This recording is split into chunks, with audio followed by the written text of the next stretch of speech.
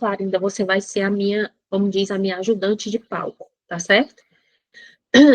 Eu estou aqui, você está vendo que a minha voz ainda está um pouco falha, mas a gente, qualquer coisa, qualquer alteração ou caída aí de internet, ou alguma dúvida ou alguma coisa, você vai me sinalizando, ou por aqui ou pelo WhatsApp, tá bom? Eu vi aí que já chegaram 28 pessoas, então nós vamos aqui iniciando. Gente, então, dando continuidade, né, a nossos módulos de sistema nervoso central, sistema nervoso de uma maneira como um todo, porque vocês vão ver que a gente vai ver até a parte, inclusive, moderna de sistemas endocannabinoides. Hoje a gente vai falar, o professor Cris deu aula de depressão, de antidepressivos, e a gente vai falar hoje de ansiolíticos e hipnóticos, tá certo?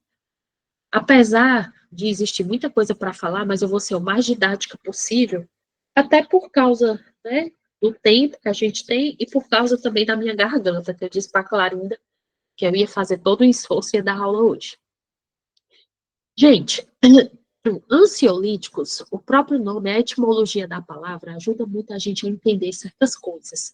É interessante a gente entender que lítico, né, vem de lise, da ansiedade.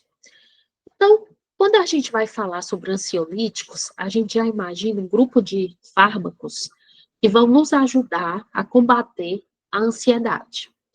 Mas para falar de ansiolíticos, a gente tem que primeiro um pouquinho situar o que significa a ansiedade no contexto, o que é essa condição ansiedade. Alguém aqui poderia falar rapidamente para mim uma diferença nas palavras de vocês, o que seria o medo e o que seria a ansiedade?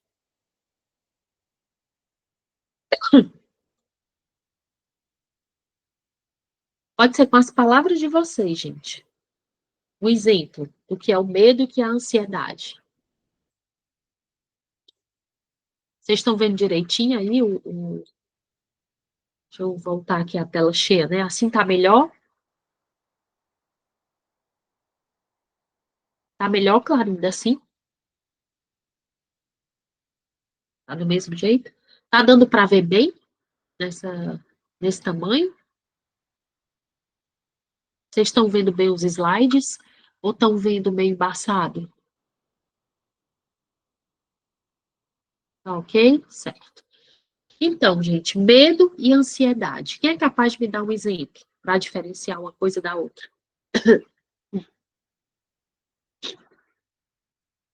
Vamos lá, rapidinho, com as palavras de vocês. Por exemplo, vocês estavam com medo da professora não dar aula hoje. Oi, Hein? professora. Oi, diga lá. Eu não sei se está certo, mas para mim eu acho que medo seria uma resposta emocional imediata relacionada a alguma situação de perigo, algo do tipo. E Muito talvez, bem. Quem é que está talvez um falando é exemplo, o Nátalos. Nátalos. O medo, né? Uma situação em perigo. Por exemplo, você tem medo do quê? Me dá um exemplo aí na prática da nossa vida. Eu tenho medo de cobra. Medo de cobra, medo de ser assaltado, né? É uma reação comum do ser humano, é uma coisa aguda, imediata, né? E a ansiedade? Eu acho que a ansiedade é uma preocupação antecipada, é você trazer o futuro para agora. É tipo um estado de alerta, tensão, algo do futuro. Eu acho que é isso. Muito bem, engraçado que muita gente fala disso, é como se fosse uma antecipação de uma coisa que você não sabe nem se ainda vai acontecer, né? Então, isso se traduz. Oi.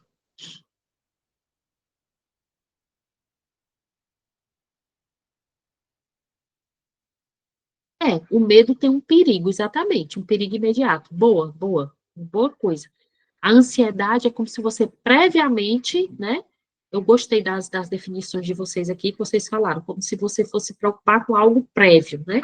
E isso vai ser importante, porque assim, você normalmente não vai tomar um ansiolítico por um medo.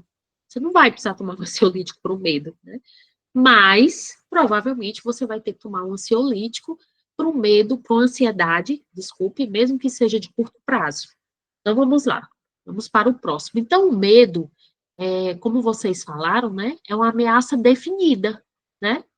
Olha, muito bem, muito bem. Olha, perfeito, vocês estão indo no caminho certo. Aí eu coloquei aqui a definição. O medo é uma ameaça real, definida. A ansiedade é uma fonte certa ou desconhecida, mas que fica lá de um jeito que pode gerar até um transtorno de ansiedade generalizada, que é um quadro grave, né? Então, vamos ver mais para frente isso aí. Então, a ansiedade é uma emoção, né? Você sente uma emoção, uma coisa subjetiva, né? Que tem aspectos afetivos, cognitivos, e que a pessoa fica com um nível de vigilância muito aumentada. Então, existem aspectos afetivos, por quê? Porque gera angústia, gera um estrangulamento afetivo, um negativismo, né? Um pessimismo. Cognitivos, porque você fica com a preocupação cognitiva de algo que vai vir que é ruim, né? E você fica com o nível de vigilância aumentado, porque isso vai te dar repercussões orgânicas. De repente, quando você tem uma ansiedade importante, você já se vê com alteração do sono, você não consegue dormir. Quem aqui não já não se imaginou numa situação que diz assim, não vou pensar nisso agora antes de dormir, não, que isso não vai me dar, que eu vou acabar sem dormir. Isso vai me dar vai dar um problema. Normalmente, a pessoa ansiosa, ela não pode sequer pensar em algo ruim ou negativo perto da hora de dormir, porque provavelmente ela não vai conseguir dormir, tá certo? E a gente sabe que o nosso corpo, ele tem uma associação mente orgânica muito importante. Então, logo vem alterações fisiológicas. A gente sabe que existem ativações do simpático, a gente começa a ter taquicardia, aumento da pressão arterial, a gente pode começar a tremer, começar a ter tremores, suar as mãos, ter sudorese excessiva. Gente, eu estou indo um pouquinho rápido, mas se eu estiver muito rápida, vocês me falem, tá? Por causa do tempo, né? Do horário, mas se eu estiver indo muito rápido, vocês me avisem. Alteração na respiração, então, às vezes a pessoa fica com dispneia, com falta de ar, uma sensação de aperto, né, no estômago, na garganta, começa às vezes até a ter hiperventilação pela ansiedade, como se fosse uma parada de respirar. Eu já atendi muitos pacientes ansiosos que dizem assim, doutor, eu parei de respirar por um tempão, muitos minutos, me senti assim, como se eu tivesse parado o meu coração. Então, existem muitas e muitas descrições que são assim, são muito ricas em relação a um estado ansioso. E a ativação também do parasimpático, você fica com hipersecreção gástrica. Quem aqui, muitas vezes, as pessoas ansiosas, a gente faz uma endoscopia digestiva dessa pessoa e dá gastrite. Quantos pacientes e pessoas que eu convivo têm gastrite, que até chama gastrite nervosa. Aí, quando eu fico muito ansiosa, já começa a ter uma dor no estômago, e sempre que eu faço a endoscopia da gastrite. Aumento de motilidade intestinal, a pessoa fica com diarreia, tem que tomar um antiespasmódico, né, para não ter uma diarreia frequente, ou dá vontade de ir ao banheiro, urgência na micção.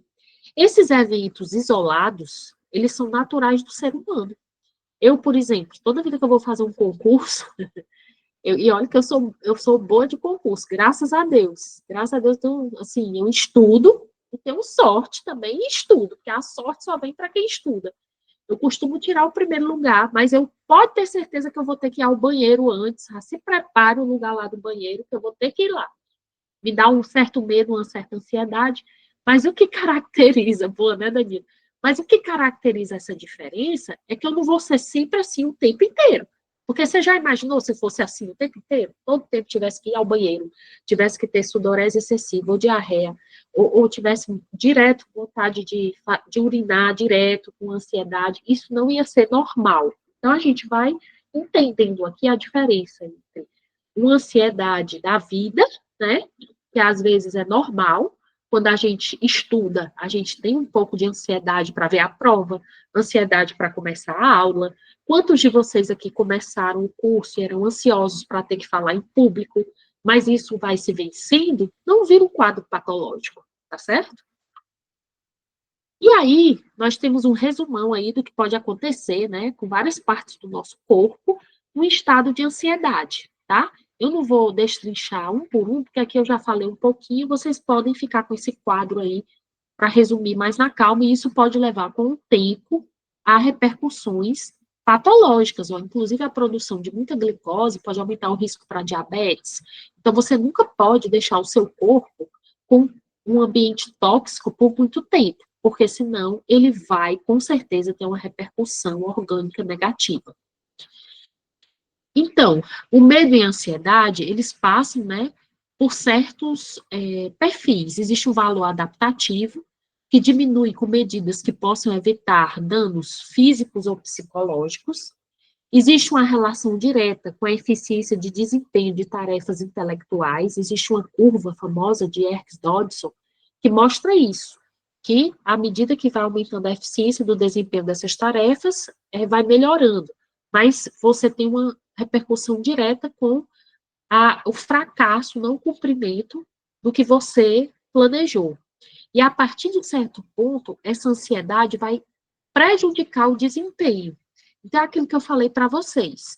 Se você planejou fazer algo, né? Se você estudou, e você fica ansioso até aquela hora de ver a prova, por mais que você tenha diarreia, por mais que você tenha que ir ao banheiro, por mais que você tenha taquicardia, aquilo ali não vai te prejudicar, porque vai chegar um ponto que você vai ver a prova, você vai se tranquilizar. Mas o ansioso de verdade, aquele que tem transtorno patológico de ansiedade, mesmo ele vendo a prova, ele vendo que sabe, ele vendo que está tudo certo, ele vai continuar tendo todos esses problemas. Aí é que vem aquela história, poxa, eu estudei, eu fiz tudo, eu sabia tudo, mas eu não consegui fazer a prova, eu não me saí bem, eu não me, eu me preparei, mas eu não tive o sucesso que eu merecia. Por quê? Porque você não conseguiu controlar aquilo ali. Como você não consegue controlar, aquilo já passa a ser um estado patológico. E aí que entra o custo-benefício de você usar, e a gente vai ver aqui mais para frente, os medicamentos que controlam a ansiedade. Porque todos os medicamentos, gente, todos os fármacos, eles giram em torno do custo-benefício. Se nós pudéssemos, nós não tomaríamos nenhum medicamento ao longo da nossa vida em nenhum tempo. Só que, se você analisa o custo-benefício e aquele medicamento, ele vai fazer muito mais benefício a você do que custo. Ou, por exemplo, se você vai deixar de perder neurônio por causa daquele medicamento que você vai usar, então ele vai ter muito mais benefício, apesar dos efeitos colaterais. Ou, por exemplo, você não vai morrer de uma infecção. A penicilina, se não fosse a penicilina, as pessoas morriam das infecções mais bestas do mundo. Mas aquele medicamento, o antibiótico, ele é muito mais benéfico do que custoso para você. Ele pode dar uma diarreia, você pode ter dor no estômago, pode ter vômito, mas ele vai curar você daquela infecção que poderia lhe matar, certo? Então, até onde não prejudicar o seu desempenho está normal, mas quando começa a prejudicar o seu desempenho, aí a ansiedade vira patológica. E ela tem vários substratos que estão presentes no sistema nervoso. E alguns deles a gente conhece, que estão envolvidos diretamente com a fisiologia. Então, por exemplo, o sistema límbico, né, que controla as emoções, o sistema de Paul-Broca, né, o anel cortical, que envolve todo o tronco cerebral. Então, nós temos aqui, por exemplo, um resumo simples, que eu não vou pedir isso aqui na prova, obviamente, mas só para vocês recordarem, né, que o neocórtex aqui, a gente tem o giro do símbolo, o hipocampo, o hipotálamo, o tálamo anterior, tudo isso, né, girando em torno dessa estimulação sensorial, que influencia essas emoções. Então, quando você tem essas estruturas cerebrais que regulam o comportamento e a defesa das emoções associadas, existem tipos de ameaças que têm potenciais e potenciais distantes e vizinhos de alguns tipos de reações. Então, Estratégias comportamentais, por exemplo, um potencial. Você avalia o risco, aí você pode ter o congelamento, a ameaça de luta, fuga, né?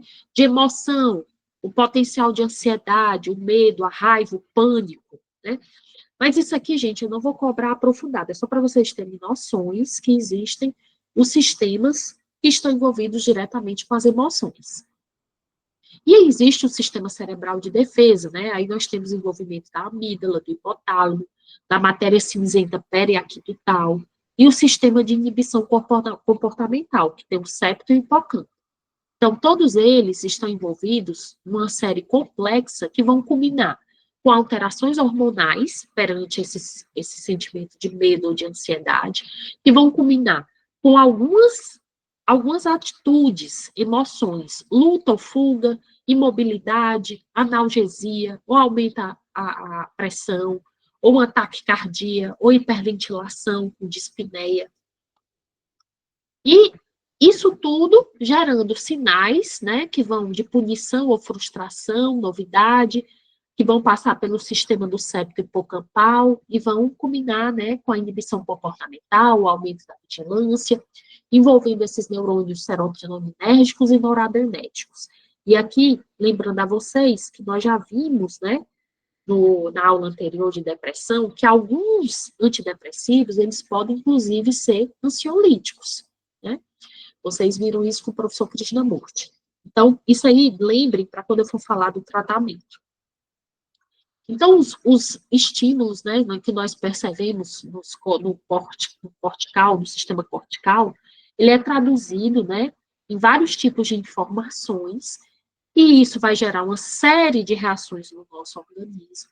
Dependendo da constância, do tempo que essas informações perdurem, e como nós lidamos com elas, se nós não tomarmos algumas precauções, dentre elas de tratamento, elas podem, inclusive, destruir organicamente algumas partes importantes e que têm que ser depois reconstruídas do nosso sistema, do nosso circuito de informação cerebral. Então, isso aqui eu já falei, a ansiedade. Vamos pular aqui mais para frente, pulando um pouquinho mais para frente, para os modelos de ansiedade experimental no homem. Existem alguns modelos clássicos, certo? Que induzem ansiedade. Existe, por exemplo, o teste de Stroop-Collor, que é um teste em que você, através de palavras e cores, você induz um estado de ansiedade permanente, repetitivo, no ser humano. Esse é um teste mais antigo. Existem outros mais espontâneos, naturais. Por exemplo, aqui, simulação de falar em público, colocando uma câmera com sua imagem. Isso aí, para algumas pessoas, gera um despertar da ansiedade, é um gatilho da ansiedade, assim, extremamente eficaz. Condutância da pele, você quando colocar alguns fones de ouvido e eletrodos nos dedos da mão direita, dependendo dos tons neutros, pode levar a uma habituação e a uma alta intensidade que vai levando à geração de ansiedade. Isso aqui são modelos, certo, gente? Modelos, uns antigos, uns novos, de gerar ansiedade. Existem métodos fisiológicos. Quem aqui já não assistiu os filmes de detector de mentiras, né? Em que você mede o pulso da pessoa, a respiração, a condutância elétrica da pele, para ver se a pessoa está falando a verdade, né? Então, são todos esses considerados modelos de ansiedade no homem. E existem algumas classificações dos transtornos da ansiedade. Isso aqui mais para você entender de maneira didática.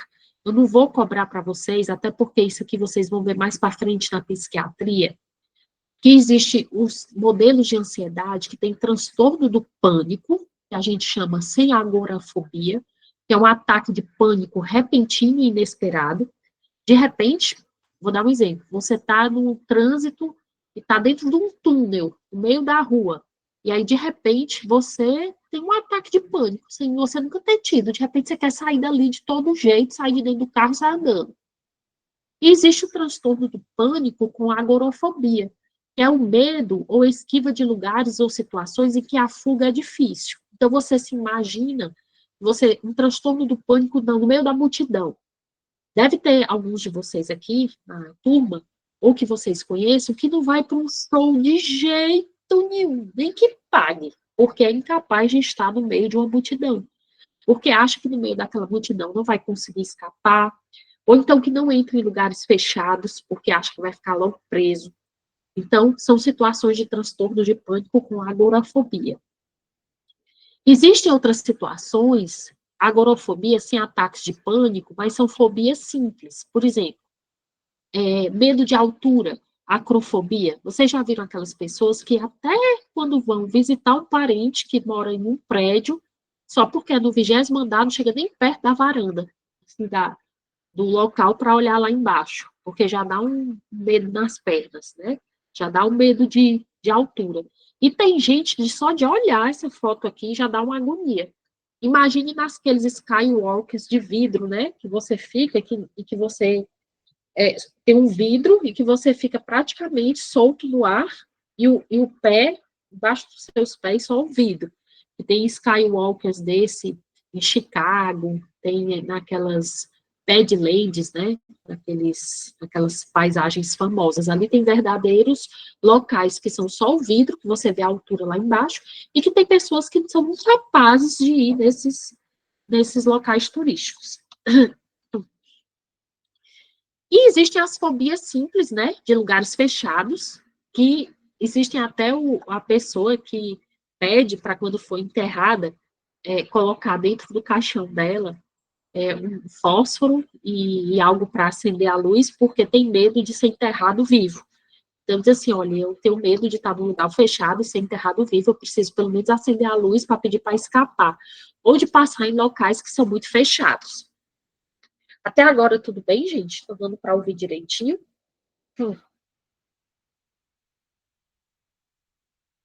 Certo.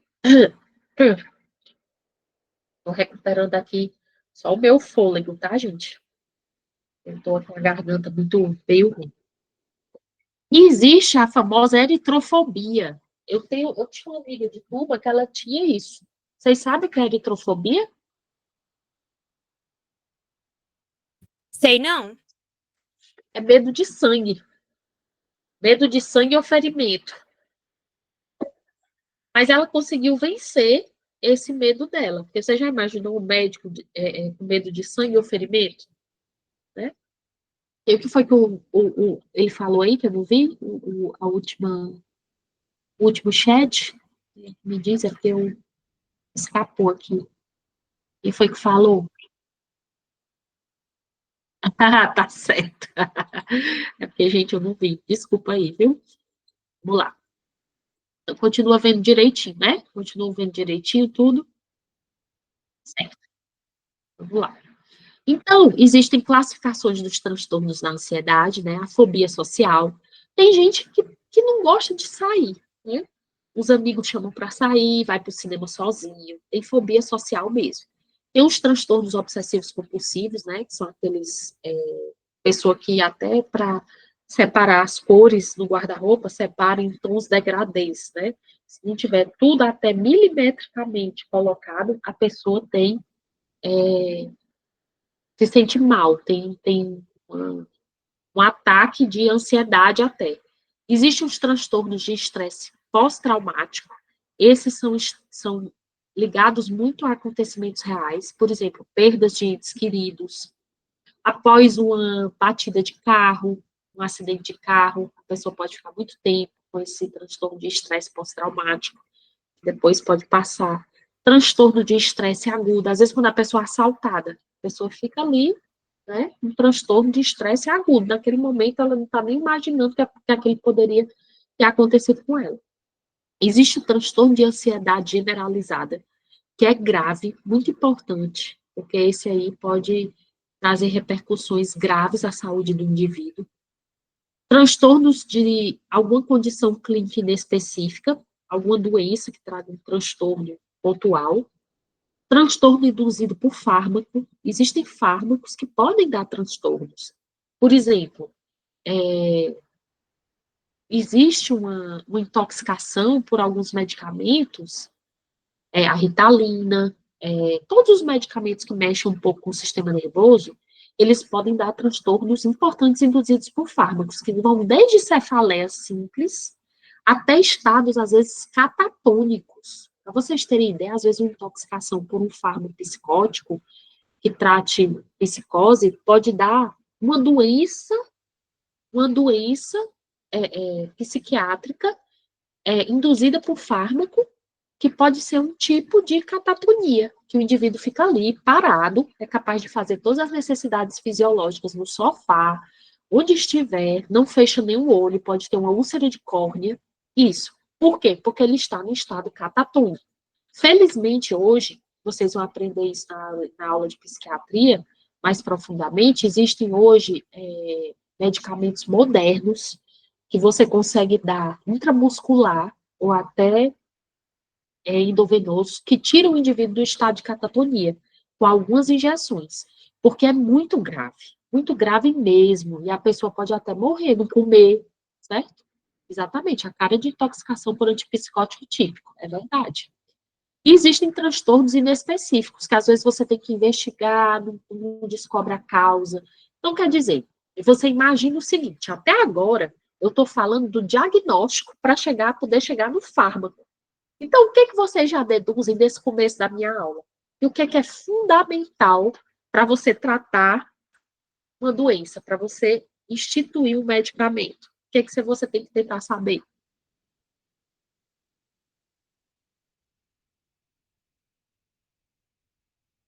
Quem é que é capaz de me dizer? O diagnóstico.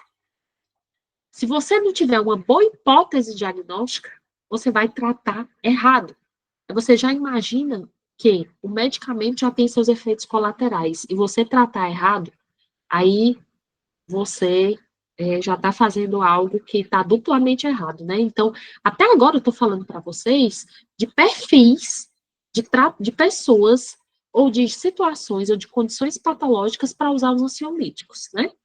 Então, os ansiolíticos, nós resumidamente presumimos que eles são usados em quê? Aqui nós estamos dizendo, né? Em tratamento da ansiedade patológica, tá certo? Agora vamos ver quais são essas situações, né? Quais são os ansiolíticos mais conhecidos e mais seguros em termos propriamente dito de ansiolíticos? Vem aí, primeiramente, os benzodiazepínicos, né? Que vocês já devem tanto ter ouvido falar, mas na prática clínica vocês vão aprender a usar, e com muita responsabilidade, tá, gente? Inclusive, eu vou mostrar para vocês, aproveitando que eu estou aqui até no consultório, né, que vai ser alvo das nossas aulas mais para frente. Quem aqui já viu esses receituários, assim, azuis? Hein, gente? Muita gente já ouviu falar, né, desses receituários. Ninguém nunca viu, alguém mais já viu, muito difícil fazer. Muito bem, estou gostando aí do que vocês estão escrevendo. Eu uso. Você usa como, Andressa? Se você puder dizer, né? Se não puder, não tem problema, não. Não precisa entrar em detalhes, não. Ah, entendi. Eu uso. Sim, entendi, Andressa, agora. Então, esses receituários azuis, eu estou mostrando aqui para vocês, mas eles são de extrema responsabilidade, certo? Alguns de colegas de vocês aí chegou a dizer, eu vou ensinar vocês como é que faz essa prescrição mais para frente, lá para o final do curso. Vocês vão começar a saber como é que prescreve. Mas vocês vão saber que o médico, ele faz um juramento. E esse juramento, quando ele jura que ele vai usar as coisas para o bem e de uma maneira competente, é exatamente para isso. Você não usar esses medicamentos de maneira irresponsável, de maneira ordinária. Você tem que saber como você vai prescrever isso aí. É tão importante que isso é verdade. Só para você, só quem é do Lapsan aprendeu, né? Tá aí, ó, vou fazer inveja a Lapsan agora, vamos nos unir. Lapsan, vamos nos unir. Gente, então, só quem já... quando vocês forem tirar essas receitas, vocês vão ver que vocês vão passar por verdadeira sabatina, vão perguntar tudo direitinho, você tem que estar com tudo organizado. Só quem emite esses receituários controlados são gráficas específicas, certo? Que se conhece, não pode ser por qualquer gráfica. Então, isso tudo é muito importante, são documentos seríssimos, tá? Então, os benzodiazepínicos, eles vão cursar nesses receituários especiais, tá? E temos também a classe dos não benzodiazepínicos, que também são muito importantes, como as aspironas, que o principal protótipo é a buspirona. Os antidepressivos tricíclicos, que o professor Krishnamurti falou, também constituem tipos de ansiolíticos, porque acabam tendo uma repercussão ansiolítica. Os beta-bloqueadores, o propanolol, o pindolol, o atenolol, por bloquearem até esses efeitos, eles vão dar uma sensação ansiolítica, os efeitos de taquicardia. Os antagonistas, né, de HT2 e HT3 também têm efeitos ansiolíticos, e alguns antagonistas da glicina. Mas o que acontece? Alguns desses medicamentos, dessa segunda parte da letra B, eles são usados em situações específicas. E muitos tratamentos da parte do sistema nervoso central, comportamental, de ansiedade, transtorno psiquiátrico, eles às vezes não são usados de maneira isolada. Vocês vão ver que, à medida que as medicações se tornam mais modernas, existe uma tendência a se formar algumas associações nas prescrições, e agora também com a farmacogenética, isso se torna a cereja do bolo. Por quê? Porque, às vezes, por mais que um benzodiazepínico seja um padrão ouro para tratar um tipo de ansiedade, às vezes aquele indivíduo tem um perfil polimórfico, de acordo com a farmacogenética, que o melhor para ele é outro tipo de ansiolítico. Mas isso são cenas dos próximos capítulos. Eu não quero baldear muita mente de vocês, não, que vocês têm muita coisa para aprender, mas a gente vai chegar a ser diferenciado. Não, vi não. O que é isso? O foguete californiano, Danilo? Me dê detalhes. Ah, sim, entendi. Tá certo. Vila, mas me causa apetite. Vocês estão muito sabidos, viu? Esses meninos estão muito sabidos. Vocês vão ser, já sabem as especialidades de vocês? Entendi agora. É porque eu pensava que era outra coisa. E vocês sabem já as especialidades que vocês vão fazer? Hein? Vocês já sabem? Hein, Danilo? Você já sabe qual é a especialidade? Eu tô achando que você gosta muito dessa parte do sistema nervoso, viu? Depois a gente vai conversar mais na calma. Tenham calma que depois a gente vai ver isso aí. Então, cenas dos próximos capítulos. Vamos avançar aqui. Gente, vamos lá. Mais outra diferença aqui. Neurose e psicose. Quem é que me dá fala um pouquinho o que acha que seria uma neurose?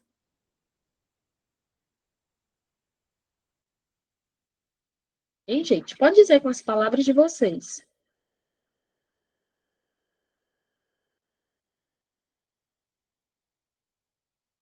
Digo aí. Não estou ouvindo.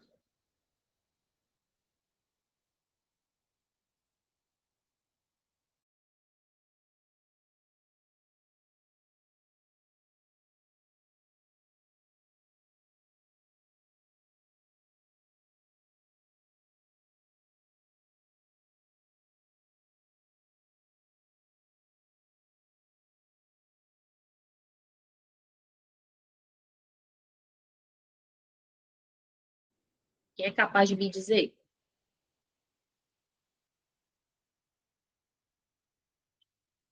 Hein? Me falem, gente, rapidinho. Quando vocês chamam, isso é um neurótico. O que é que você está dizendo? Vocês sabem na prática. Você está falando do quê?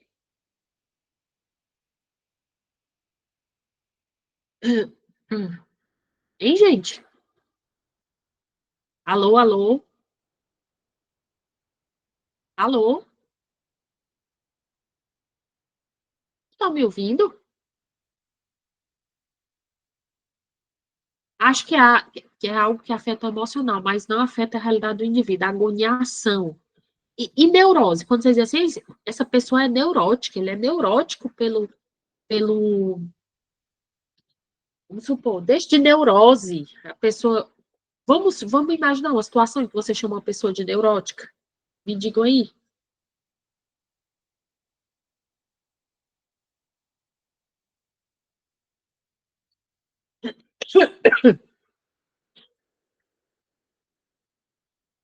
Hein, gente? O que é uma neurose? Neurose é igual a psicose? Hein? Vamos lá, vamos começar pelo mais simples. Neurose é igual a psicose? Não. Certo. A neurose, o que diferencia a neurose da psicose?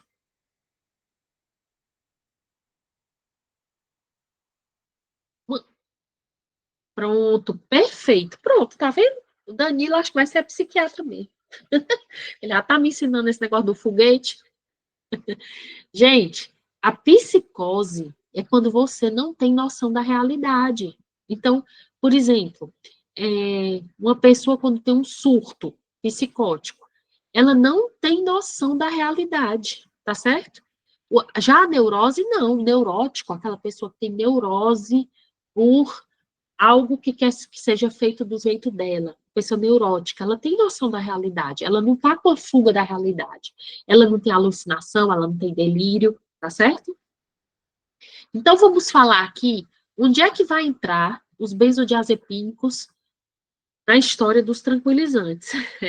Esse slide aqui eu coloco, gente, para brincar com vocês, mas quem é que discorda que isso aqui não seja um tranquilizante natural, entre aspas? O que é isso aí? O álcool, né? Desde o início dos tempos, o álcool, de certa maneira, olha aí, o povo se delatando, né? O álcool, ele é usado, de certa maneira, como um tranquilizante. Por quê? Vocês lembram, até nos filmes antigos, que tem as séries, hoje em dia, até séries modernas, sei lá, Outlander, né? Por exemplo, uns tempos atrás, que é para frente, eita, a professora assistiu umas séries, né? Você vê que, às vezes, para a pessoa desmaiar, deixava a pessoa embriagada, em um estado de menos ansiedade, para poder fazer, às vezes, uma cirurgia de amígdala, a sangue frio, que era abrindo a garganta e furando lá o sangue saindo lá de dentro das amígdalas. Então, eram situações que você não tinha outra opção, né? Então, desde a antiguidade, o álcool é usado, de certa maneira, como um tranquilizante. Só nesse meio tempo, nós tivemos vários históricos de tranquilizantes, né, como os sais de brometo, que foram usados no século XIX, os barbitúricos, que quem ficou famosa, Marilyn Monroe, né, que teve uma overdose e acabou falecendo disso aí. Inclusive, um grande problema desses artistas, né, que vão aos seus extremos, é que eles fazem uso de uma maneira exagerada de alguns grupos de medicamentos, né? E a Marilyn Monroe foi uma dessas vítimas, né? Entre aspas. E temos alguns outros benzodiazepínicos que ainda têm seus usos hoje em dia, apesar de mais restritos, como o meprobamato, que começou em 1955, e o clordiazepóxido, em 1958. E o mais famoso deles, que vocês conhecem muito bem, que é o diazepam. Então, aqui nós temos, não sei se vocês estão vendo a minha setinha, dá para ver minha setinha, mostrando aqui o anel, o benzo, né, o diaz e o radical epine, né, formando o mais famosos, né, dos benzodiazepínicos, a história dos benzodiazepínicos, que é o diazepam, que ainda hoje ele é utilizado. Dá para ver, gente, eu colocando a setinha ou não? Dá, né? Tá certo. Então, aqui a gente tem a estrutura química de um dos mais antigos e famosos tipos de benzodiazepínicos. E nós temos os derivados, né? Vários outros derivados, o oxazepam, o lorazepam, o alprazolam, o triazolam, midazolam, flumazenil. E aí vocês perguntam, professora, em tantos benzodiazepínicos diferentes, qual vai ser a utilização de cada um deles? Antes que vocês me respondam isso, a gente vai primeiro falar do mecanismo de ação desses benzodiazepínicos.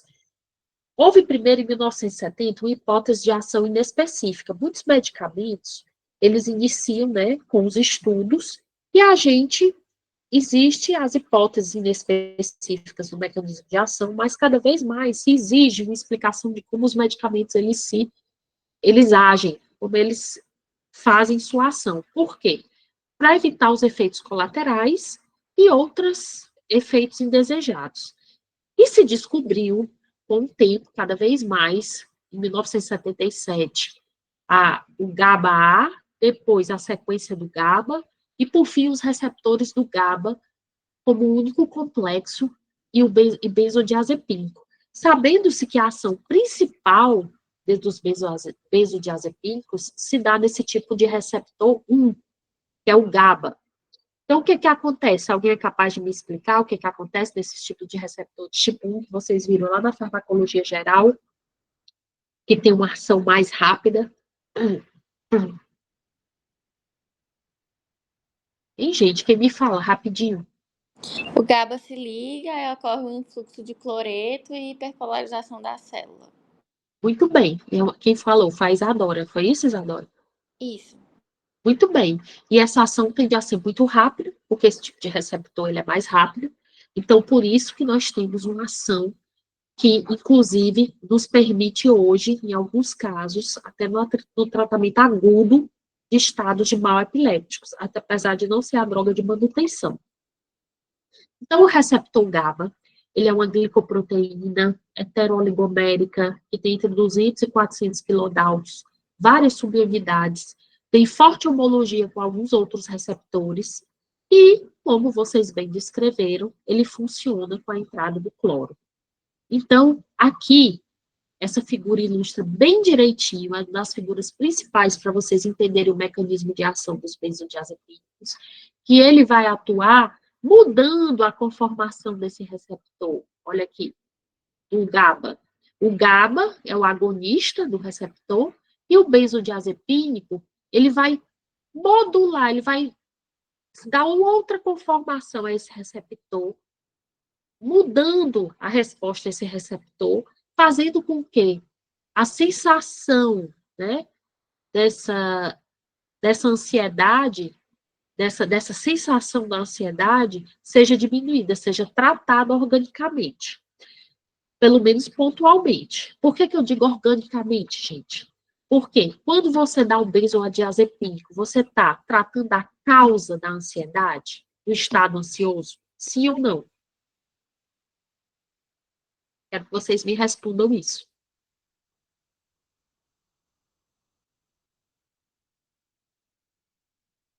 Hein, gente? Não. Por quê, Rafael? Muito bem. Que nós temos aqui, ó, os estados dos neurônios, né? Quando nós damos os benzodiazepínicos, nós damos uma verdadeira alívio, né? A esse estado neuronal que estava todo desviado para uma excitação inibitória, né? Muito importante, então isso aqui vai ser apaziguado a partir dos benzodiazepínicos. Mas a gente está tratando a causa? Não, a gente está tratando o sintoma, né? A ansiedade. Então, as drogas que se ligam ao receptor GABA-A, nós temos os agonistas benzodiazepínicos, que eu mostrei aqui para vocês como é que eles atuam, né, nos receptores. Nós temos os ligantes endógenos, que aí nós temos uma série de estudos que envolve a descoberta desses ligantes, né, que é como sistemas endocannabinoides, né, nós ainda temos os sistemas benzodiazepinoides, né, se assim poderíamos chamar. Temos os antagonistas dos benzodiazepínicos, que são muito importantes. Em que casos esses antagonistas são importantes? Quem é capaz de me dizer? Com intoxicação por benzo. Muito bem. Apesar de ser uma droga segura, mas você pode ter uma intoxicação. Muito bem, como a Isadora lembrou. Então, num caso de intoxicação, você tem que ter um antagonista imediato. E esse antagonista imediato, o flumazenil, ele tem que estar lá, você tem que ter conhecimento para você reverter uma situação importante que tem que ser revertida de maneira hábil. E nós temos os inibidores endógenos, que também são estudados, que são mais não são tão esclarecidos, e os agonistas inversos, né? Mas ninguém vai usar esses agonistas inversos de maneira na prática médica, como são usados os agonistas, né, GABA, tipo benzodiazepínicos, né. Então, aqui algumas maneiras, né, sinérgicas. O diazepam, ele funciona como um agonista, o flumazenil um antagonista, o DMCM um agonista inverso. Então, todos eles no receptor GABA, né, dando respostas. No caso, o diazepam diminuindo a ansiedade, causando uma certa sedação, um efeito anticonvulsivante. No caso do efeito negativo, um aumento da ansiedade, aumento da vigilância, um efeito pró-convulsivante. Agora, eu quero que vocês lembrem de uma coisa: será que todo medicamento vai causar em todo indivíduo o mesmo efeito? Sim ou não?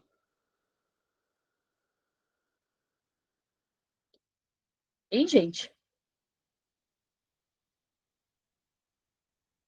Eu já respondi um pouco falando no começo da aula aqui. Sim ou não? Todo medicamento vai causar em todo indivíduo o mesmo efeito? Quem está falando aí? Peraí, foi o Frederico. Falou o quê? Diga, Frederico. Você levantou a mão, você quer falar? Perdoa? Foi sem querer, agora eu vou botar você para falar. Ó, quem levantar sem querer, eu vou botar para falar agora. Mas brincadeira, mas vamos lá. Gente, não. Por quê? Porque cada medicamento, você vai ter também um perfil farmacogenético de cada indivíduo. Então, lembrando novamente da farmacogenética. Agora, é claro que a grande maioria está dentro da curva de Gauss da bula, porque quando uma bula ela é construída, e a maioria dos indivíduos tem um efeito benéfico, aquilo foi muito bem estudado. Então, a maioria das pessoas que faz uso de um antiespasmódico vai ter esse efeito antiespasmódico com efeitos colaterais que podem variar de mínimos, moderados a mais intensos.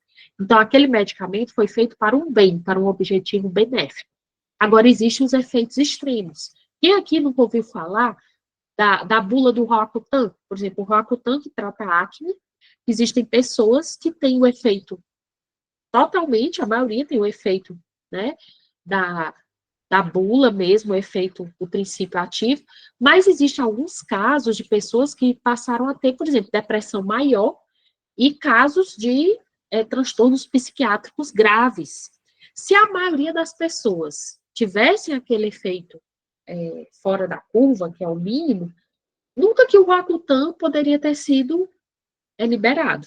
Então, essa parte das bulas dos medicamentos e de como eles conseguem ser benéficos e chegar na prateleira da farmácia, isso é importante que vocês entendam, que é porque existe todo um estudo que a grande maioria das pessoas respondem de maneira benéfica àquele uso daquele medicamento, apesar de ter mais ou menos efeitos colaterais, e agora com os estudos do complexo P450, isso se intensifica em forma das condições farmacogenéticas do fígado, né? Então, vamos lá, mas vamos voltar aqui para os benzodiazepínicos. Então, os benzodiazepínicos, eles têm ações no sistema nervoso central, né, que eles diminuem a tensão emocional, atenuação do comportamento defensivo, anticonflitivo e a desinibição comportamental. Eles podem induzir, secundariamente, a sedação e ao sono, e ter uma ação anticonvulsivante e de relaxamento. Então, quando você usa o benzo, e relatando aqui, para a gente finalizar, a amnésia, né? Quem aqui já fez cirurgia? Cirurgia que tem que usar uma anestesia geral, e que tenha até feito uso do benzodiazepina. Quem é capaz de me relatar aqui, se lembra de tudo que aconteceu antes da cirurgia, ou até que ponto lembra? Hein? Quem quer me falar rapidamente aqui, para dar o depoimento para os colegas? Pessoal?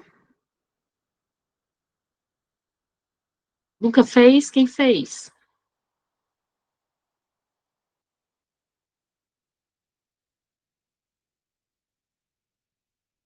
Hein?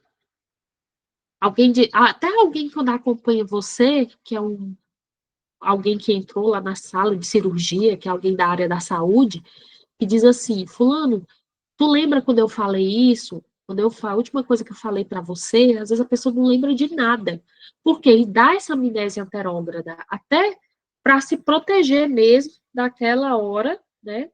Que é que você ia fazer um procedimento que você não quer lembrar de dor, não quer lembrar daquilo que ocorreu. Há cirurgias que são, por exemplo, de olho, né? Que você fica com o olho, tem que ficar com o olho aberto, né? Que no começo você até lembra que você estava com o olho aberto, depois você nem lembra mais que o olho precisou ficar aberto o tempo inteiro. Então, isso tudo é importante. Os usos dos ansiolíticos fazem parte conjunto para que você obtenha sucesso, né, nesses momentos da medicina que são imprescindíveis o correto uso da farmacologia. Então, no sistema cardiovascular, os benzodiazepínicos, eles causam uma leve diminuição da pressão arterial, um leve aumento do fluxo coronariano.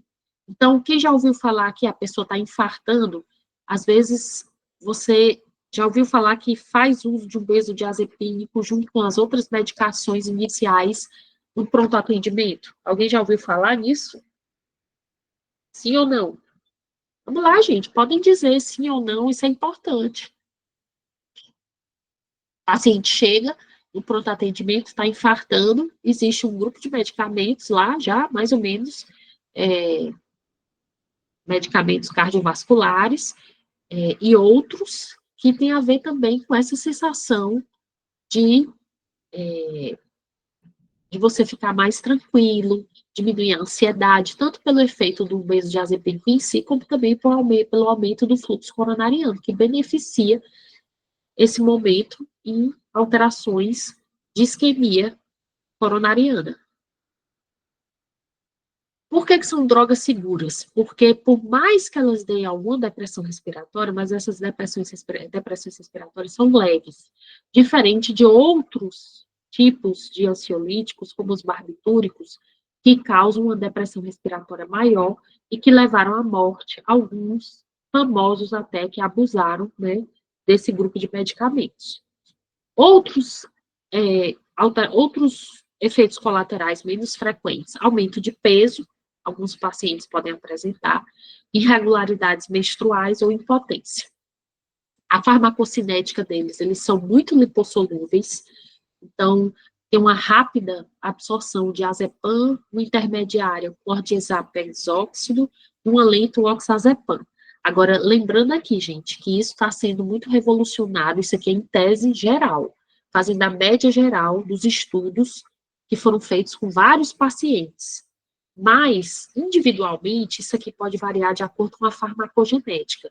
Se o grupo de enzimas que a pessoa tem, que metaboliza esses grupos CYPs, que eu vou dar uma aula para vocês ainda de farmacogenética, se ele tiver maior celeridade no diazepam, mesmo sendo rápida, pode ser que interfira no metabolismo do diazepam, tá? Então, nem tudo que está no geral, que é a média, pode ser que aquele indivíduo seja fora da curva, fora da média.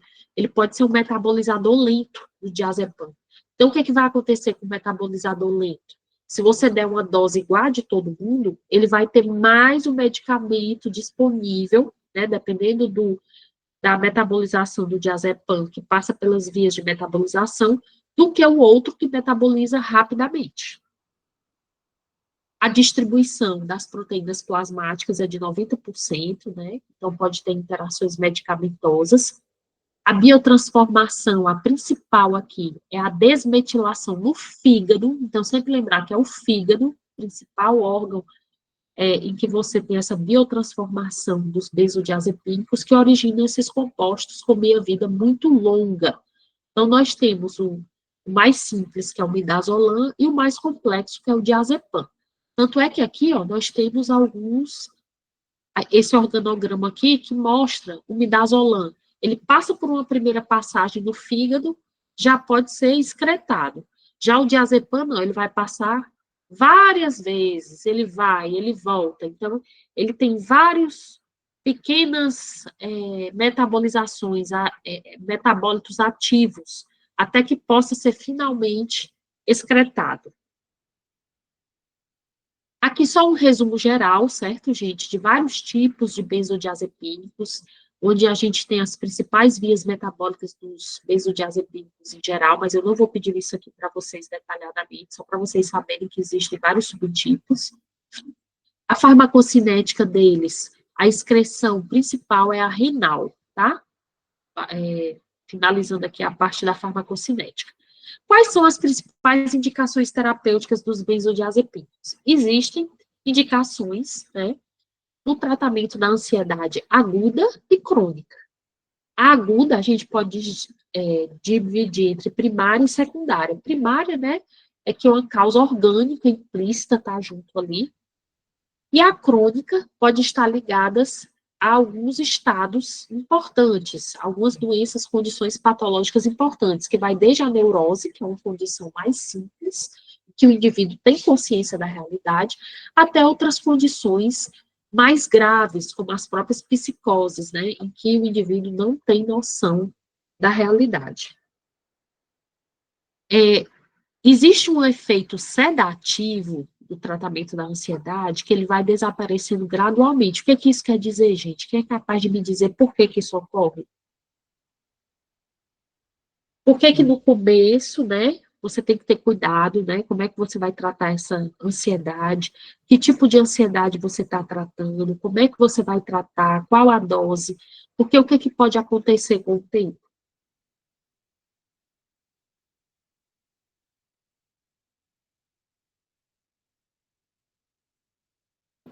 Dependência química, talvez, né? Dependência química. Quem é que está falando? É o Diogo. Muito bem, Diogo.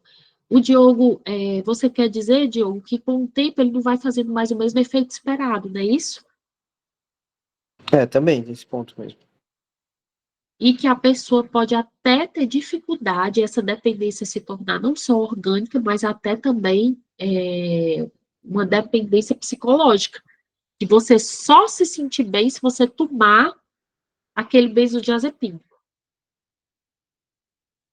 Então, nós também temos alguns casos para tratamento da insônia, onde nós tratamos com o benzodiazepínico, as crises epilépticas, como eu falei para vocês, pela rapidez de ação, não como manutenção, mas pela rapidez de ação na hora aguda, né? Como relaxante muscular e espasticidade de origem central, né? Em que o músculo, existe uma tetania muscular, que você pode ter um efeito relaxante. Pode ser usado como medicação pré-anestésica, porque diminui a ansiedade do paciente, que ele fica mais tranquilo. Ele sofre uma amnésia, que é a amnésia saudável, né, anterior, para não se lembrar, né, da hora que estava com o olho aberto, fazendo a cirurgia de olho, ou de algo incômodo pré-cirúrgico. Potencia os anestésicos gerais, então esse efeito sinérgico faz com que você ofereça drogas que poderiam ser mais tóxicas e menos seguras, em uma quantidade menor. Então, isso é extremamente benéfico, porque a chance de você causar um efeito como uma depressão respiratória diminui, fica mais afastada se você está usando como sinergismo uma droga que é mais segura com outra que é menos segura, que chega mais perto da dose da depressão respiratória para um efeito farmacológico. Tem poucos efeitos colaterais. A indução e manutenção da anestesia também é importante, pensando nesse mesmo aspecto, porque ela mantém ali a anestesia por mais tempo. Em procedimentos médicos, então quando a gente vai fazer uma endoscopia, uma cardioversão, um cateterismo, um exame de radiodiagnóstico, que necessite de mais tempo sedado.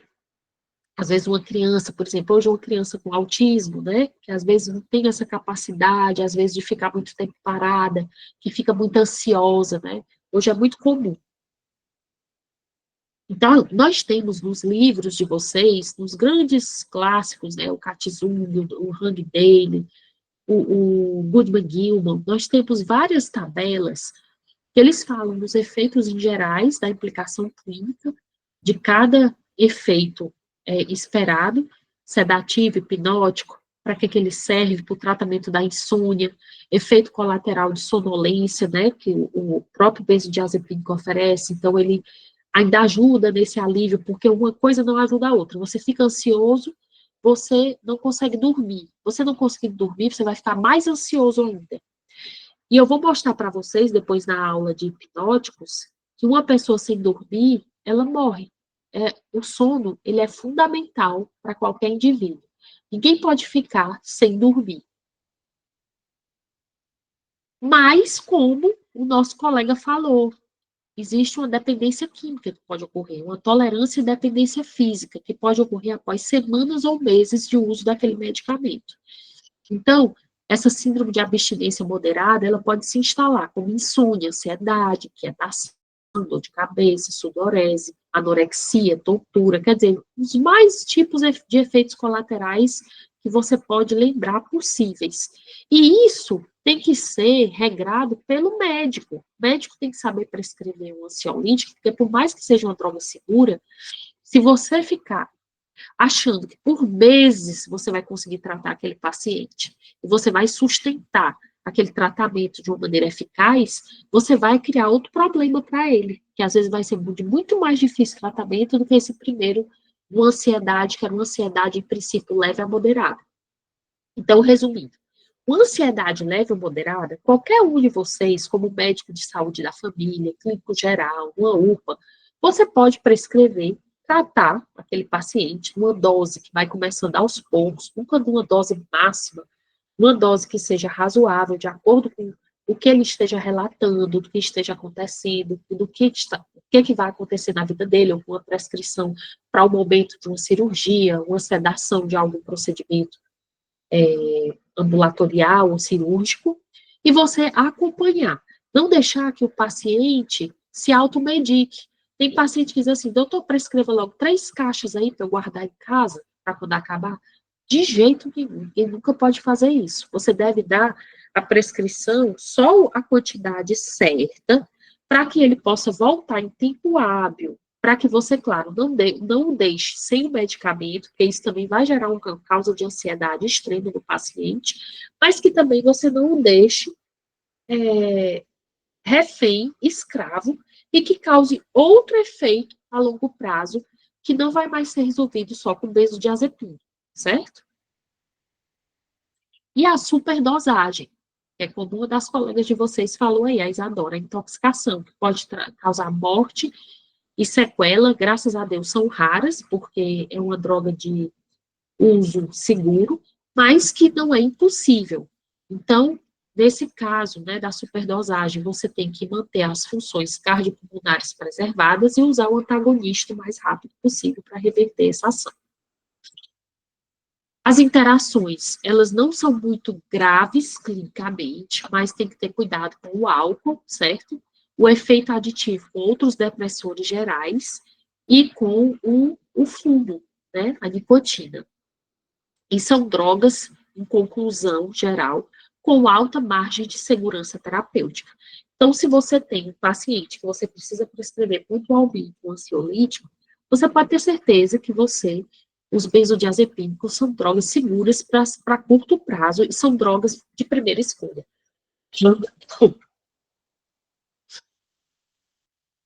Os não benzodiazepínicos, aí sim, são drogas que são menos seguras e que você deve usar pontualmente para pacientes ou que tenham alergia ao uso ou que tenham algum efeito mais adverso importante ao uso dos benzodiazepínicos ou que precisam usar em associação.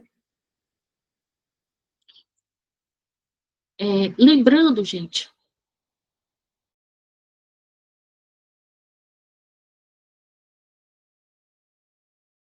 os últimos slides eram só falando das classes não benzodiazepínicas, certo? Que são os antagonistas dos receptores HT, as próprias azaspironas.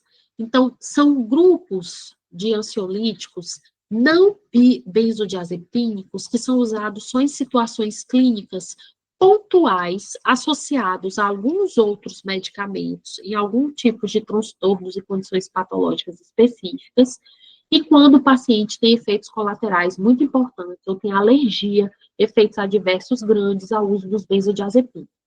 Por que, mais uma vez? Repetindo, porque os benzodiazepínicos são drogas as mais seguras dos ansiolíticos, as outras não. A própria história mostra que muitos artistas famosos usaram esses outros medicamentos mais antigos, que não são dessa classe mais segura dos benzodiazepínicos, e conseguiram falecer de overdose rápida dos medicamentos. Por quê? Porque os benzodiazepínicos, como eles são seguros, por mais que eles às vezes causem alguma toxicidade, mas eles conseguem ser revertidos a tempo, porque a margem de segurança é ampla. Então, quando vocês sabem um medicamento que tem uma margem muito grave, que vocês têm que ter cuidado, que vocês tomam às vezes no dia a dia, mas que é menos usado do que outro analgésico? O próprio Tilenol, o paracetamol, vocês sabiam disso? Alguém já ouviu falar nisso?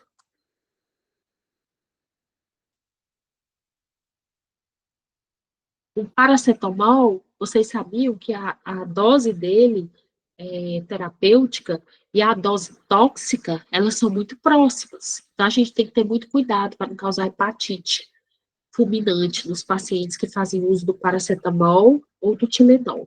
Então, os últimos slides, vocês não se preocupem que é só para a título de conhecimento mesmo, são os que eu não estou conseguindo colocar aqui, e que precedem a parte dos hipnóticos, que eu vou terminar quarta-feira, seria para falar que eles são os menos utilizados, e que eu já tinha colocado para vocês aí, eu vou passar os slides para a Clarinda, ok? Gente, alguma dúvida dessa parte de ansiolíticos? Alguém quer fazer alguma pergunta de caso clínico, de conduta, de curiosidade?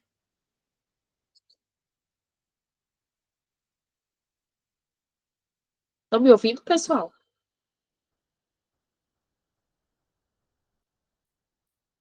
Sim, professora, eu acho que não tem nenhuma dúvida, não. Certo. Então, ficou bem claro, tá? Para vocês não esquecerem mais. Sempre que tiver uma aula de grupo de fármacos, eu vou dar uma última mensagem para vocês. Sempre usem os ansiolíticos com muita segurança, tá certo? Lembrem, segurança que eu digo assim, tenham muita responsabilidade quando vocês forem usar. Não usem assim, de maneira, assim, como se você estivesse usando um medicamento para uma rotina, uma diarreia, não é isso, é nenhum medicamento que ele tem que ser bem prescrito. Não é você sonegar isso ao seu paciente. Se o seu paciente está precisando, você dê o medicamento, você prescreva. Por quê? Porque hoje está mais do que claro que quanto mais você puder preservar a função emocional das pessoas e os neurônios, menos transtornos você pode desenvolver, aquela pessoa pode desenvolver. Então, usar com segurança é fenomenal, só não exagerar. Sempre tentem usar em períodos curtos. O ideal é que esses benzodiazepínicos sejam usados em períodos de 4 semanas, até porque eles têm efeito rápido, tá? Em momentos pontuais.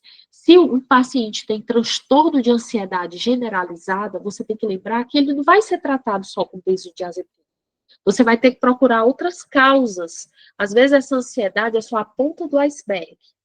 Essa área, gente, de sistema nervoso, de transtornos do desenvolvimento, transtornos do comportamento, é uma área, assim, que eu adoro. Tá? Fiz várias pós-graduações nessa área e nós vamos falar muito a respeito. E vou deixar até uma mensagem final também aqui para vocês. Até o próprio THC, que é do cannabis, né, tem sido usado para ansiedade, quadros de ansiedade generalizada. Agora, cuidado, a professora não está dizendo que é para usar nada de maconha, tá certo, gente? Eu estou falando aqui dos princípios ativos. Isso mesmo, é para rir, para não chorar mesmo. Porque, hoje em dia, o professor Gisley vai dar uma aula para vocês, né, dos receptores dos sistemas endocannabinoides, que principalmente o CB1 está muito relacionado ao sistema nervoso central e periférico, apesar do CB2 também ser usado, mas principalmente o CB1. Mas existem hoje prescrições direcionadas para uso da cannabis na ansiedade, tá? Principalmente para pacientes que têm quadros de ansiedade crônica e que não conseguiram êxito com outros tipos de medicação. Mas lembrando, o princípio ativo, tá certo, gente? Então, mais para frente, a gente vai ter casos clínicos interessantes, e que a gente vai falar isso, porque hoje é uma parte da vida do dia a dia de vocês. Muita gente ouve falar, cannabis para isso, cannabis para aquilo outro, mas existem frações diferentes, doses diferentes e momentos diferentes, tá certo? E dependendo do que você já usou para aquele paciente para tratar um tipo de ansiedade. Então, gente, é isso. Estamos satisfeitos por hoje?